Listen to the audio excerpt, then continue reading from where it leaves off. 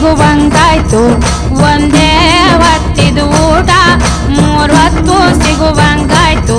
CM Siddaramanna, CM Siddaramanna, 100 ಕಾಲ ಬಾಳಣ್ಣ. ಮೇ 1ರಿಂದ ಕಡುಬಡವರಿಗೆ ಉಚಿತ ಆಹಾರ ಧಾನ್ಯ. ಕುಟುಂಬದ ಪ್ರತಿ ಸದಸ್ಯರಿಗೆ 5 ಕೆಜಿ ಉಚಿತ ಆಹಾರ ಧಾನ್ಯ. ಹಸಿವು ಮುಕ್ತ ಕರ್ನಾಟಕ, ಇದು ಕರ್ನಾಟಕ ಸರ್ಕಾರದ ಕೊಡುಗೆ.